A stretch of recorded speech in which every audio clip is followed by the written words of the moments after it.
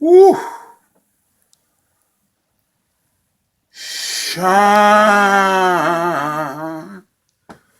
on me. Please, Jesus, shine on me.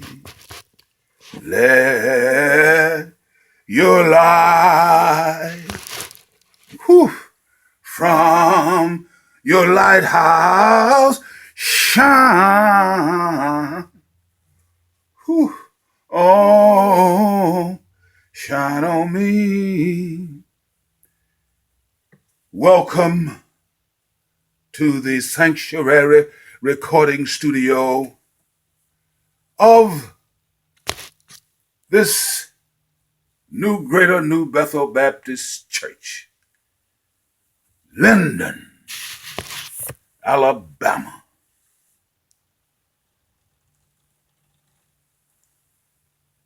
October 1st, 2017.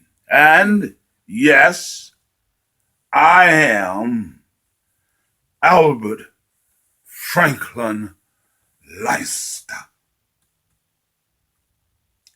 And I'm glad to be who I am. Glad to be a churchman. Glad to be what I am. And I'm so glad that the Lord entrusted the preaching of his gospel to this cage of flesh and bones.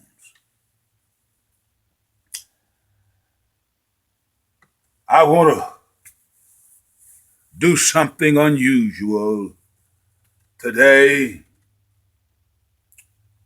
I want to send a few verses of a song out to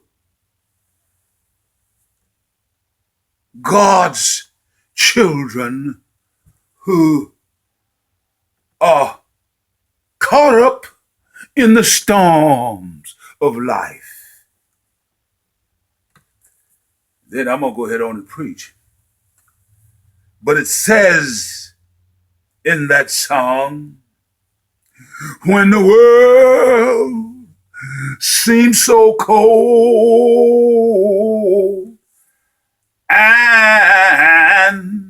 and your friends are few, there is someone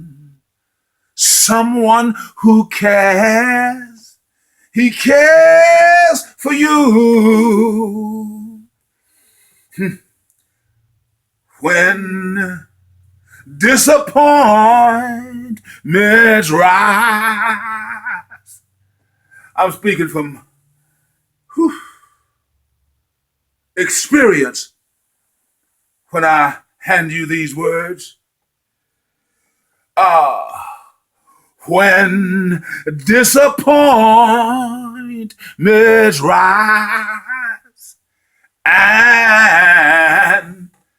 and when tears fill your weeping eyes, you are his child. And I know he cares. He cares for you. Whew. Someone, my Jesus, someone to care. Someone to share all your troubles like no other one can do. Here's my experience. He will come down from the sky. He'll wipe the tears from your weeping eyes, 'cause you are his child. And I know he cares. Whew. He cares for you. Someone to care. You don't have to be in a storm to or be in need of someone to care. But if you're in that storm,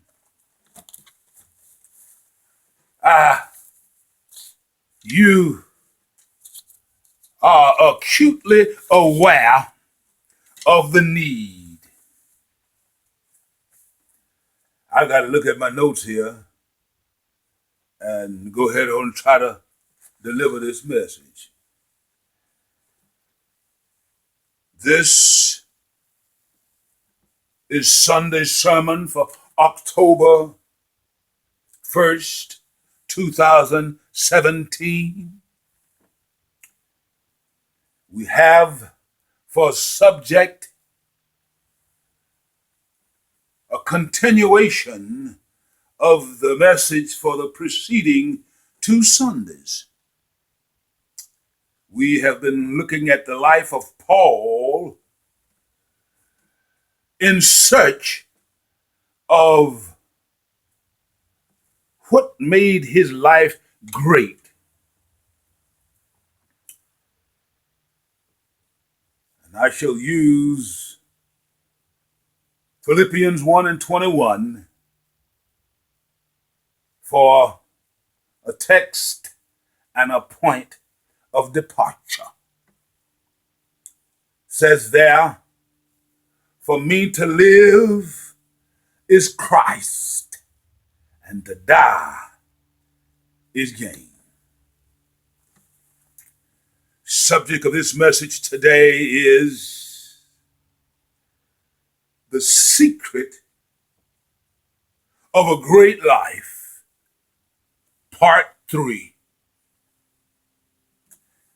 Incidentally, this is the final installment. As we examine the life of Paul, subsequent to his conversion, we discover a certain theme in his life.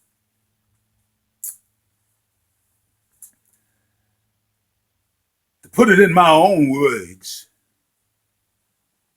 I would say that Paul lived his life by the power of faith. I want to introduce this message saying, first of all, that Apostle Paul's life was one that stood the test of time. His legacy is nothing short of being awesome. Whew. He earned a great name for himself, in so much that innumerable people have been named in his honor. And I'm thinking about St. Paul, Minnesota, city that's special to me. Whew. Named in the honor of St. Paul. But I don't want my kinfolks in St. Peter, Minnesota to be jealous. I love St. Peter too. God knows I love Travis, Minnesota. But St. Paul lived a life in the power of faith. I want to use here in this message, want to use what the scholars call a definitive approach to the subject of the secrets of a great life. This particular secret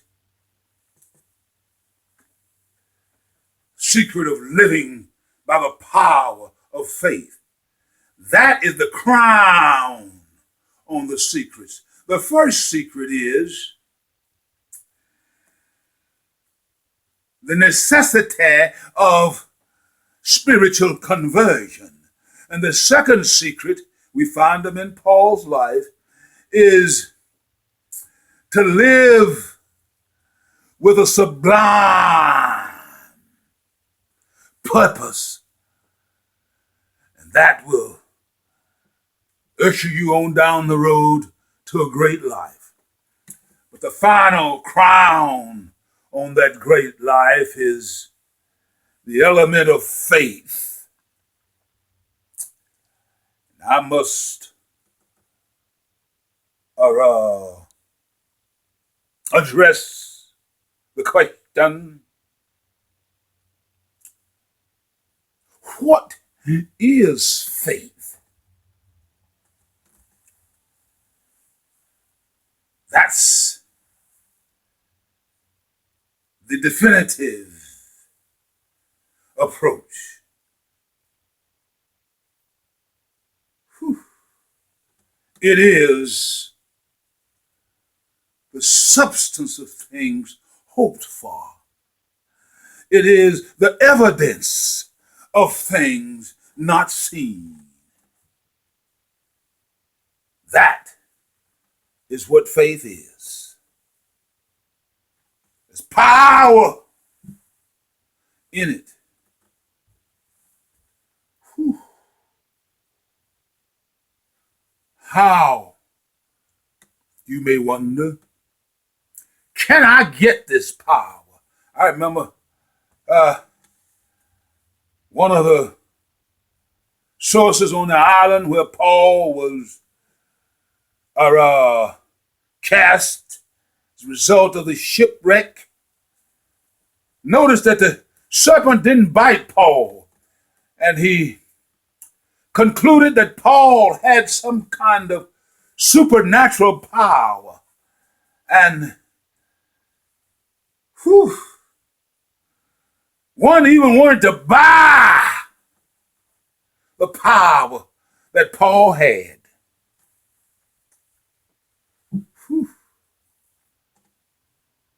How do you get it?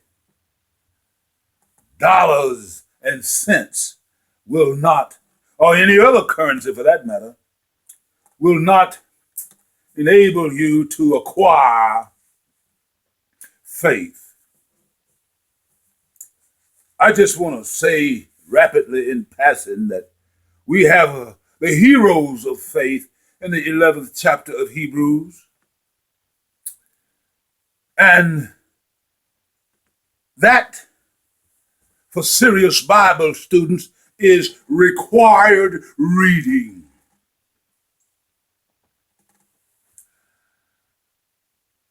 It's the substance of things hoped for. The evidence, things not seen. How do I get it, Reverend? Look over there in Romans 10 and 17. And that's where the answer is. Tells you how, tells me how to get faith. Whew. It says in a nutshell that you get faith out of the Bible. That's not Romans 10 and 17 verbatim. It says there verbatim, faith cometh by hearing, and hearing by the word of God. Whew. You need to saturate your mind with bread from heaven that comes out of the word of God. Whew. Faith, my friends, is a supernatural thing. Faith defies natural comprehension. Get into what Dr. Yanji Cho calls the school of Andrew.